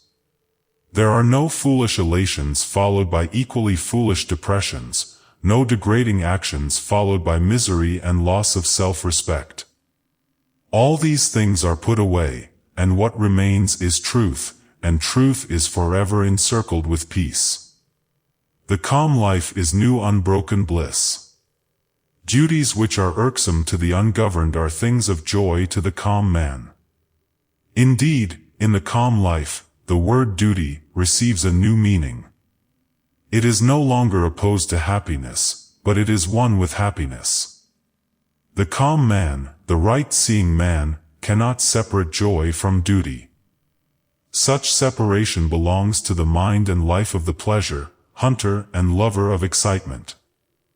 Calmness is difficult to attain because men cling blindly to the lower disturbances of the mind for the passing pleasure which these disturbances afford. Even sorrow is sometimes selfishly gloated over as a kind of occasional luxury. But though difficult to attain, the way which leads to its attainment is simple. It consists of abandoning all those excitements and disturbances which are opposed to it, and fortifying oneself in these steadfast virtues, which do not change with changing events and circumstances, which have no violent reactions, and which therefore bestow perpetual satisfaction and abiding peace. He only finds peace who conquers himself, who strives, day by day, after self-possession, greater self-control, greater calmness of mind. One can only be a joy to himself and a blessing to others in the measure that he has command of himself, and such self-command is gained only by persistent practice. A man must conquer his weaknesses by daily effort. He must understand them and study how to eliminate them from his character. If he continues to strive, not giving way, he will gradually become victorious. Each little victory gained, though there is a sense in which no victory can be called little, will be so much more calmness acquired and added to his character as an eternal possession. He will thus make himself strong, capable, and blessed, fit to perform his duties faultlessly, and to meet all events with an untroubled spirit. But even if he does not, in this life, reach that supreme calm which no shock can disturb, he will become sufficiently self-possessed and pure to enable him to fight the battle of life fearlessly, and to leave the world a little richer for having known the goodness of his presence. By constantly overcoming self, a man gains a knowledge of the subtle intricacies of his mind, and it is this divine knowledge which enables him to become established in calmness. Without self-knowledge there can be no abiding peace of mind, and those who are carried away by tempestuous passions cannot approach the holy place where calmness reigns. The weak man is like one who, having mounted a fiery steed, allows it to run away with him, and carry him whithersoever it wills. The strong man is like one who, having mounted the steed, governs it with a masterly hand, and makes it go in whatever direction, and at whatever speed he commands. Calmness is the crowning beauty of a character that has become, or is becoming, divine, and is restful and peace-giving to all who come in contact with it. Those who are still in their weakness and doubt, find the presence of the calm mind restful to their troubled minds, inspiring to their faltering feet, and rich with healing and comfort in the hour of sorrow. For he who is strong to overcome self is strong to help others. He who has conquered soul weariness is strong to help the weary on the way. That calmness of mind, which is not disturbed or overthrown by trials and emergencies, or by the accusations, slanders, and misrepresentations of others, is born of great spiritual strength. It is the true indication of an enlightened and wise understanding. The calm mind is the exalted mind. Divinely gentle and externally strong is that man who does not lose his serenity, nor forget his peace when falsehoods and indignities are heaped upon him. Such calmness is the perfect flower of self-control. It has been slowly and laboriously gained, by patiently passing through the fires of suffering, by subjecting the mind to a long process of purification. The calm man has discovered the spring of both happiness and knowledge within himself, and it is a spring that can never run dry. His powers are at his full command, and there is no limit to his resources. In whatever direction he employs his energies, he will manifest originality and power. And this is so because he deals with things as they are, and not with mere opinions about things. If he has any opinions left, he is no longer enamored of them, but sees them as they are, mere opinions, and therefore of no intrinsic value. He has abolished egotism, and, by obedience to law, has become one with the power in nature and the universe. His resources are untrammeled by selfishness, his energies unhindered by pride. There is a sense in which he has ceased to regard anything as his own. Even his virtues belong to truth, and not exclusively to his person. He has become a conscious principle of cosmic power, and is no longer a mean, dwarfed thing, seeking petty personal ends. And having put away self, he has put away the greed, the misery, the troubles and fears which belong to self. He acts calmly and accepts all consequences with equal calmness. He is efficient and accurate and perceives all that is involved in any undertaking. He does not work blindly, he knows that there is no chance of favor. The mind of the calm man is like the surface of a still lake, it reflects life and the things of life truly. Whereas, the troubled mind, like the troubled surface of the lake, gives back a distorted image of all things which fall upon it. Gazing into the serene depths within him, the self-conquered man sees a just reflection of the universe. He sees the cosmic perfection, sees the equity in his own lot. Even those things which are regarded by the world as unjust and grievous, and which formerly appeared so to him, are now known to be the effects of his own past deeds and are therefore joyfully accepted as portions of the perfect whole. Thus, his calmness remains with him with its illimitable fund of resource in joy and enlightenment. The calm man succeeds where the disturbed man fails. He is fit to deal with any external difficulty, who has successfully grappled with the most intricate difficulties and problems within his own heart. He who has succeeded in governing the within is best equipped to govern the without. The calm mind perceives a difficulty in all its bearings and understands best how to meet it. The disturbed mind is the lost mind. It has become blind, seeing not whither to go, but only feeling its own unhappiness and fear. The resources of the calm man are superior to all incidents which may befall him. Nothing can alarm him, nothing can find him unprepared, nothing can shake his strong and steadfast mind. Wheresoever duty may call him, there will his strength manifest itself, there will his mind, free from the frictions of self, exhibit its silent and patient power. Whether he be engaged in things worldly or things spiritual, he will do his work with concentrated vigor and penetrating insight. Calmness means that the mind is harmoniously adjusted, perfectly poised. All its extremes once so antagonistic and painful are reconciled, merged into one grand central principle with which the mind has identified itself. It means that the runaway passions are tamed and subjected, the intellect is purified, and the will is merged into the cosmic will. That is, it is no longer centered upon narrow personal ends, but is concerned with the good of all. A man is not wholly victorious until he is perpetually calm. While passing things disturb him, his understanding is unripe, his heart is not altogether pure. A man cannot advance in the triumph of life while he flatters and deceives himself.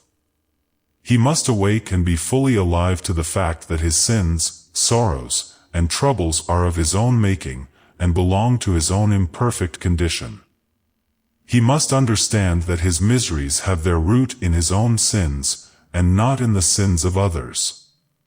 He must strive after calmness as the covetous man strives after riches, and he must not rest satisfied with any partial attainment. He will thus grow in grace and wisdom, in strength and peace, and calmness will descend upon his spirit as the refreshing dew descends upon the flowers. Where the calm mind is, there is strength and rest, there is love and wisdom. There is one who has fought successfully innumerable battles against self, who, after long toil in secret against his own failings, has triumphed at last. Chapter 8: Insight and Nobility. In the pursuit and practice of virtue, there at last comes a time when a divine insight dawns upon the mind. It searches into the causes and principles of things, which, once attained, establishes its possessor firmly in virtue. It renders him invulnerable to the assaults of temptation, and invincible in his work for the world. When the understanding is ripened by the culture of virtue, vicious inclinations disappear, and wrongdoing becomes impossible. When individual conduct is perceived as an unbroken series of causes and effects, the perceiving mind finally decides for virtue, and the lower selfish elements are just cast away forever. Until a man perceives the just law which operates in human life, whatever virtue he may manifest at any given time, he is not firmly established in nobility of character, he is not fully armored with righteousness, and is not safely lodged in his final refuge. Not having acquired that perfect insight which knows good and evil, and which perceives the effects of all deeds both good and bad, he breaks down when assailed by temptation at those points in his character which are not well fortified. Those which have, so far, dimmed his spiritual insight, and barred him from perfect vision. By thus breaking down, he discovers that within which has hindered him. And by setting to work to remove the hindrance, he ascends still higher in the scale of virtue, and approaches nearer to the perfect insight into the true order of life which makes a man divine. Under certain circumstances a man, held in restraint by the influence of friends, by custom and environment, and not by his own inherent purity and strength, will appear to have, and may believe he possesses, a virtue of which he knows nothing in reality. And his lack of such virtue only appears when all outward restraints are withdrawn, and, under temptation, the concealed weakness and vice make themselves manifest. On the other hand, the man of superior virtue will seem, in a familiar environment, to be much the same as his weaker fellows, and his virtue will not be apparent to those about him. But when he is suddenly brought in contact with great temptations or extraordinary events, his latent virtue appears in all its beauty and strength. Insight destroys the dominion of evil and reveals the faultless operation of the good law. The man of perfect insight cannot sin, because he fully understands the nature of good and evil. And it is impossible for one who knows good and evil, in all their ramifications of cause and effect, to choose the evil and reject the good. Just as the sane man would not choose ashes in preference to food, so the spiritually awakened man would not choose evil in preference to good. The presence of sin is an indication of self-delusion and of ignorance. The spiritual vision is warped or undeveloped, and there is confusion of mind concerning the nature of good and evil. In the early stages of virtue, a man arrays himself against the forces of evil which appear to him to be overpowering in their might, and almost, if not entirely, unconquerable. But with the advent of insight, a new light is thrown upon the nature of things, and evil appears as it actually is, a small, dark, powerless thing, a mere negation, and not a formidable force or combination of forces. The man of insight knows that the root of evil is ignorance, and not an intelligent power, and that all sin and suffering proceed therefrom.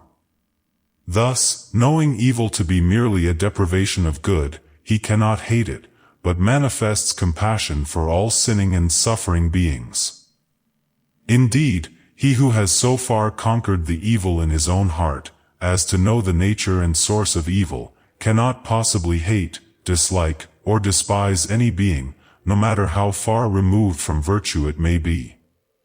But, while fully perceiving the degradation of character, he understands the dark spiritual condition from which such degradation springs, and so he pities and helps where, without insight, he would hate and despise. Love ever attends upon insight, and pity waits on knowledge.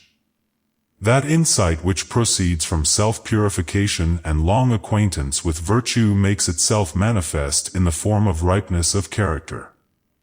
There is an unchanging strength and sweetness combined, a clearness of intellect, a virile strength of will and a gentleness of heart, a combination which denotes a cultured, mellowed, perfected being, one who has acquired sympathy, compassion, purity, and wisdom. Thus, while goodness gives insight, insight renders goodness permanent, fixes the mind in the love and practice of all that is pure and noble, and stamps upon man's brow the seal of divinity. The man whose goodness is of the kind that does not alter with altered environment, or with the changing attitudes of those around him, has reached the divine goodness. He understands the supreme good. He is no longer concerned with evil as a thing that can harm, but he is concerned with good only. And so, he ignores evil and recognizes only good. He perceives that men commit evil out of the mistaken idea of good, and, thus perceiving, no hatred against any can enter his peaceful heart. The life of such a man is powerful, no matter how obscure it may be, for goodness is the most powerful thing in the world. The fact of his living and moving among men confers incalculable benefit upon the race, although during his lifetime this may not be perceived or understood. So powerful is goodness that the destiny of the world was, is, and will be in the hands of the good. Those who are good are the guides and emancipators of humanity. In the present period of its development, they are taking the race rapidly along in its evolutionary journey, and this, not in any mystical or miraculous sense, but in a very practical and normal sense, by their exemplary lives, by the power of their deeds. The good men who help the world are not wonder workers, though undeveloped minds have ever tried to make them such, but the workers of righteousness, servants of the good law. The world never was, is not, and will not be, under the dominion of evil, for such a condition would mean non-existence, evil being merely the negation of good, as darkness is the negation of light. It is light, and not darkness, which is the sustaining power. Evil is the weakest thing in the world and cannot accomplish anything. The universe not only makes for good, the universe is good, and evil always falls short and fails. Insight is seeing in the light of truth, that light which is the revealer of all things. As the light of day reveals all objects in the world in their proper forms, so when the light of truth enters the mind it reveals all the things of life in their proper proportions. He who searches his own heart by the aid of truth, searches all hearts. He who, by long searching, has perceived the perfect law, which is operative in his mind, has revealed the divine law which is the stay and substance of the universe.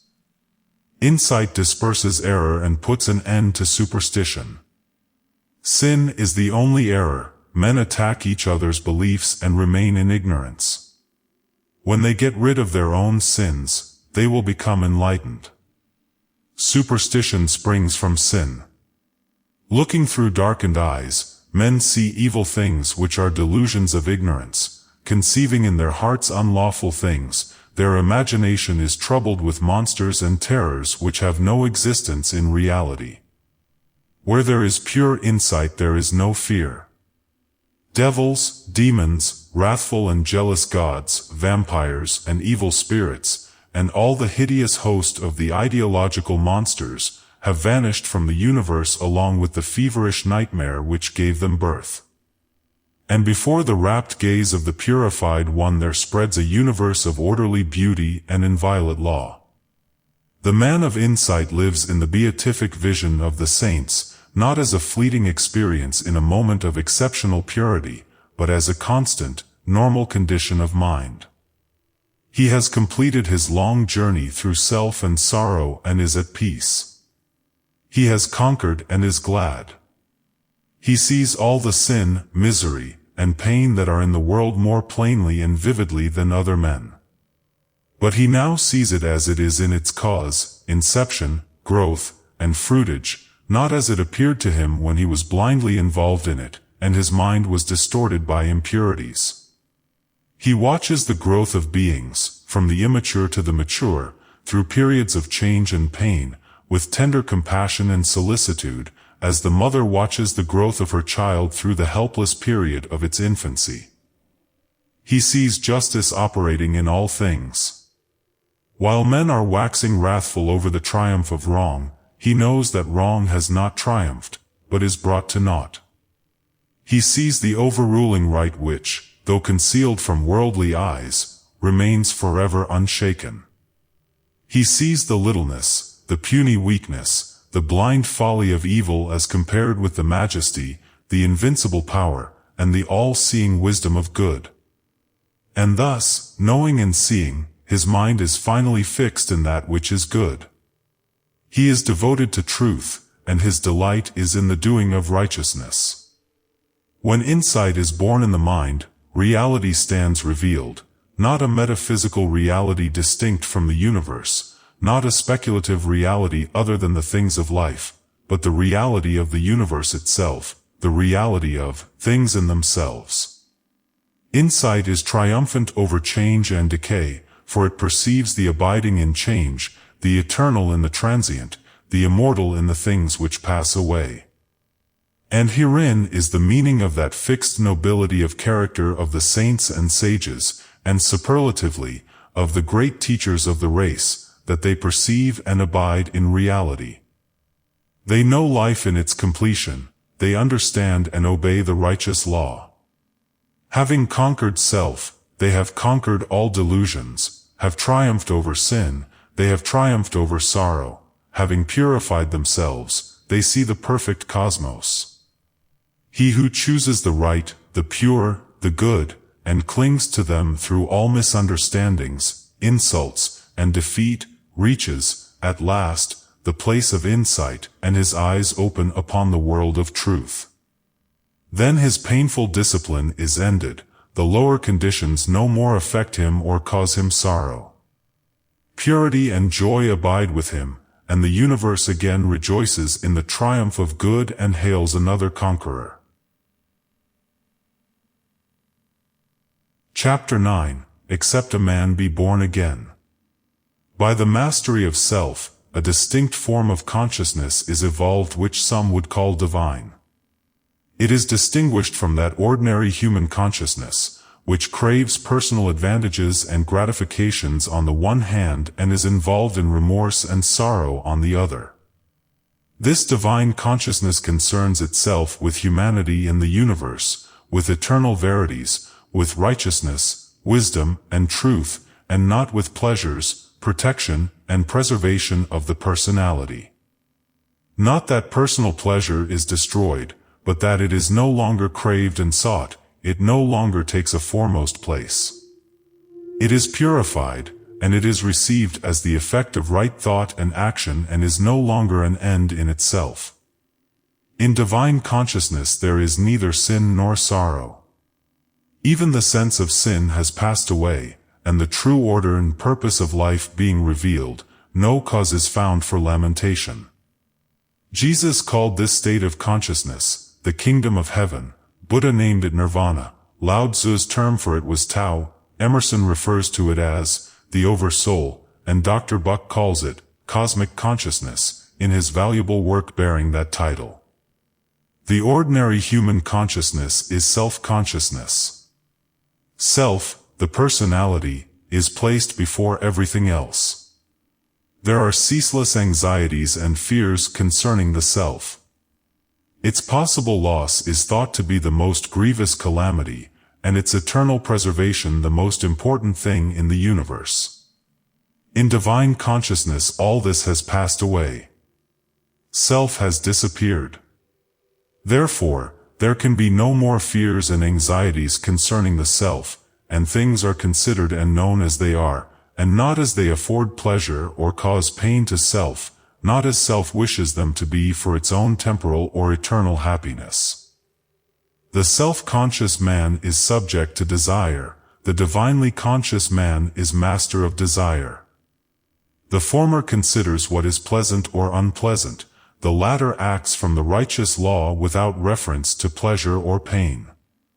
The race is passing through self-consciousness to divine consciousness, through the slavery of self, with its sense of sin and shame, to the freedom of truth, with its sense of purity and power. The great teachers and saviors of the race have already attained. In former existences they have already passed through all forms of self-consciousness, and now, having subjugated self, have become divinely conscious.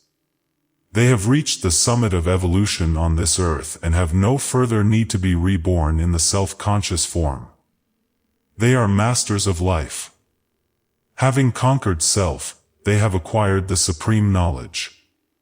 Some of them are worshipped as God because they manifest a wisdom and a consciousness which is quite distinct from the normal self-consciousness of humanity, and which is therefore regarded with, and surrounded by, incomprehensible mystery. Yet, in this divine consciousness there is no mystery, but, on the contrary, a transparent simplicity which becomes apparent when the confusions of self are dispersed. The abiding gentleness, the sublime wisdom, the perfect calm of the great teachers, qualities which appear supernatural when viewed from the self-consciousness state, are seen to be simple and natural when the first glimmering of divine consciousness dawns in the mind. And such divine consciousness does not appear until a high degree of morality is attained by self-conscious man. Man becomes divinely conscious, divinely wise, divinely gentle and strong in the measure that he subdues and dominates within those passions by which humanity is subdued and dominated. The divine master is one who has attained mastery over self. The abiding nobility, beneficent characteristics, and unobtrusive virtue which mark off the spiritually enlightened man from others, are the fruits of self-conquest, the logical outcome of a long struggle to master and comprehend those mental forces which the self-conscious man blindly obeys without understanding. Self-conscious man is a slave to self. Obeying self-centered inclinations, he is in submission to his passions, and to the sorrows and pains which allegiance to those passions inflict upon him. He is conscious of sin and sorrow but sees no way out of these conditions. And so, he invents theologies which he substitutes for effort, and which, while affording him fitful comfort through uncertain hope, leave him the easy victim of sin, and the willing prey of sorrow. Divinely conscious man is the master of self. He obeys truth and not self. He curbs and directs his inclinations and is conscious of a growing power over sin and sorrow. He sees that there is a way out of these conditions by the path of self-mastery. He needs no theologies to aid him, but exerts himself in right doing, and is gladdened by a sense of victory and increasing purity and power. When his mastery is complete, he has no inclinations but those which accord with truth. He has then become the conqueror of sin and is no longer subject to sorrow. Enlightened, wise, and ever more peaceful and happy is he who has subjected, overcome, and cast out the turbulent self that reigned within. The tempests of sorrow do not chill him. The cares and troubles which beset man pass him by, and no evil thing overtakes him. Secure in divine virtue, no enemy can overthrow him, no foe can do harm. Kind and peaceful, no person, power, nor place can rob him of repose. There is no enemy but self, no darkness but ignorance, no suffering but that which springs from the insubordinate elements of one's own nature. No man is truly wise who is involved in likes and dislikes, wishes and regrets, desires and disappointments, sins and sorrow. All these conditions belong to the self-conscious state, and are indications of folly, weakness, and subjection. He is truly wise who, in the midst of worldly duties, is always calm, always gentle, always patient. He accepts things as they are, and does not wish nor grieve, desire nor regret. These things belong to the divinely conscious state, the dominion of truth, and are indications of enlightenment, strength, and mastery. He who does not desire riches, fame, or pleasures, who enjoys what he has, yet does not lament when it is taken from him, he is indeed wise. He who desires riches, fame, and pleasure, who is discontented with what he has, yet laments when it is taken from him, he is indeed foolish. Man is fitted for conquest, but the conquest of territory will not avail. He must resort to the conquest of self. The conquest of territory renders man a temporal ruler, but the conquest of self makes him an eternal conqueror. Man is destined for mastery, not the mastery of his fellow men by force, but the mastery of his own nature by self-control. The mastery of his fellow men by force is the crown of egotism, but the mastery of self by self-control is the crown of humility. He is man the master who has shaken off the service of self for the service of truth, who has established himself in the eternal verities. He is crowned, not only with perfect manhood, but with divine wisdom. He has overcome the disturbances of the mind and the shocks of life.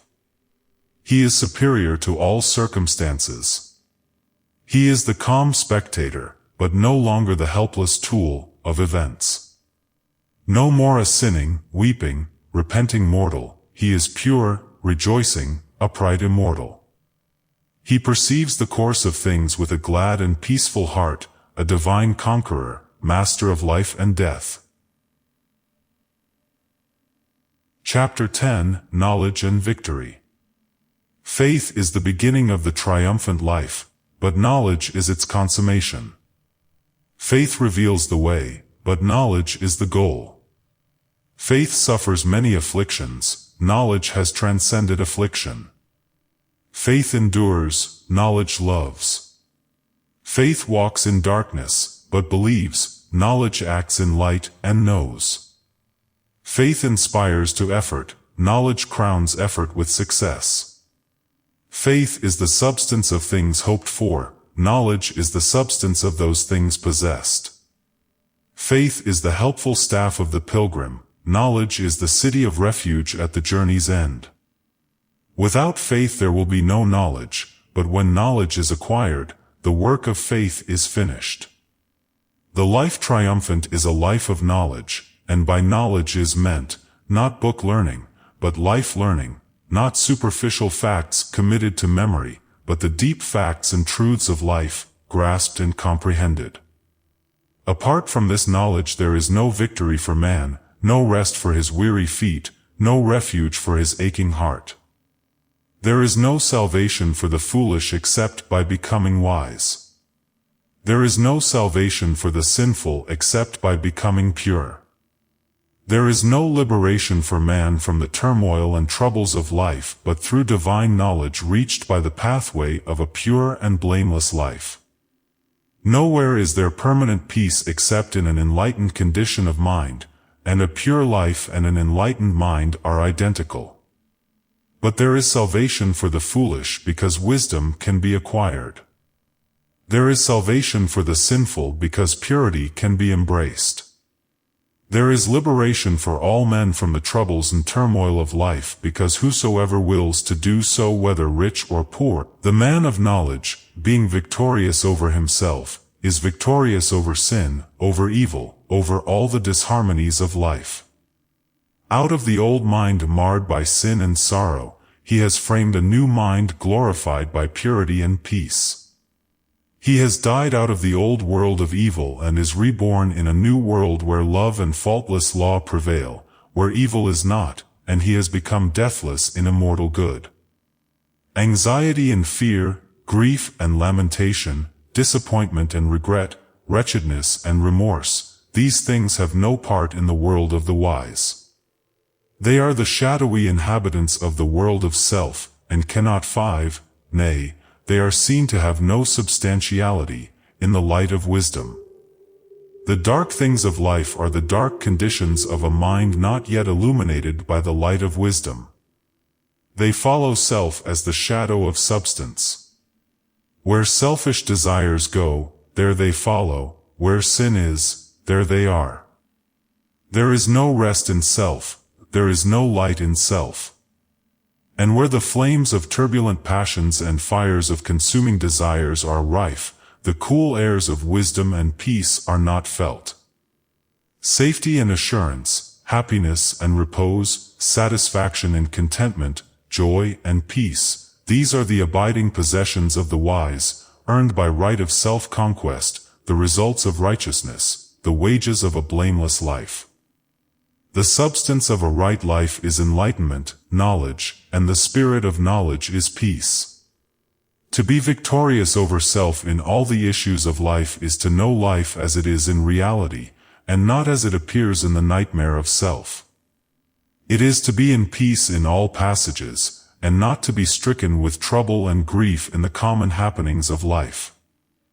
As the ripe scholar is no more troubled by incorrect work and lessons imperfectly done, and the painful reproof and punishment formerly inflicted by his teachers are left behind forever, so the perfected scholar in virtue, the wise man and woman, the enlightened doer of righteousness, is no more troubled with wrongdoing and folly, which are merely the imperfectly accomplished lessons of life, and the scourging of sorrow and remorse have passed away forever.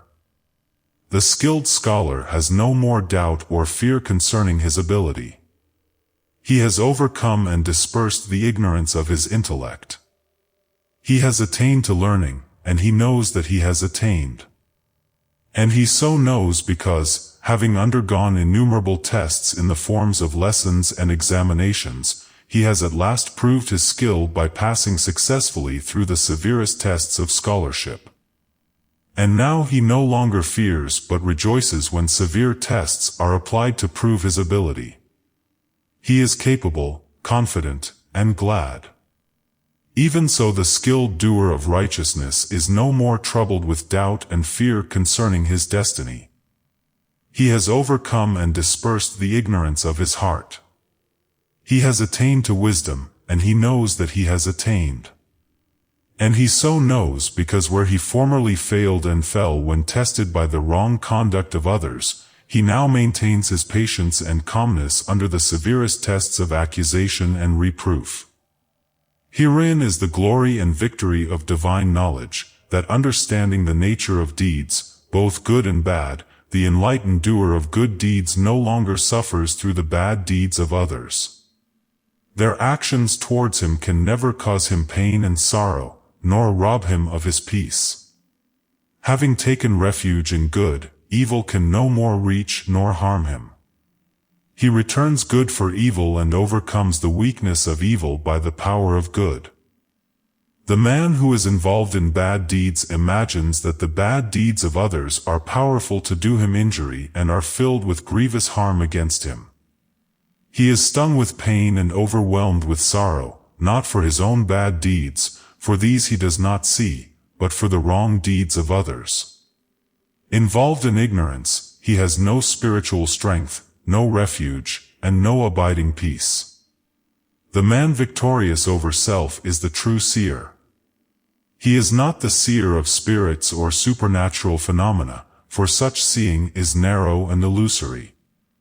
He is the seer of life as it is, both in its particular aspects and in its divine principles, the seer of the spiritual universe of cosmic law, cosmic love, and cosmic liberty. The man of knowledge and victory, who has shaken off the painful dreams of self, has awakened with a new vision which beholds a new and glorified universe. He is the seer of the eternal, and is blessed with perfect love and endless peace. He is lifted far above all sordid desires, narrow aims, and selfish love and hate, and being so lifted up he perceives the lawful course of things and does not grieve when overtaken by the inevitable. He is above the world of sorrow, not because he has become cold and cruel, but because he abides in a love where no thought of self can enter, and where the well-being of others is all in all. He is sorrowless because he is selfless. He is serene because he knows that whatever he receives, it is good, and whatever is taken from him, that also is good. He has transmuted sorrow into love and is filled with infinite tenderness and abounding compassion. His power is not violent, ambitious, worldly, but pure, peaceful, heavenly, and he is possessed of a hidden strength which knows how to stand and when to bend for the good of others and the world. He is a teacher, though he speaks but little. He is a master, yet he has no desire to rule others. He is a conqueror but makes no attempt to subdue his fellow men. He has become a conscious instrument for the outworking of cosmic law, and is an intelligent, enlightened power directing the evolution of the race. At this, the beginning of a new epoch, let the good news again go forth throughout the world that there is purity for the sinful, comfort for the afflicted, healing for the broken-hearted, and triumph for the defeated. In your heart, O man, O woman, stained as it is with sin, and torn with conflicting desires, there is a place of power, a citadel of strength. You are the dwelling place of the supreme good, and the scepter of victory awaits you. Deep in your consciousness is the high seat of empire. Arise, O stricken one. Ascend your rightly throne. The end.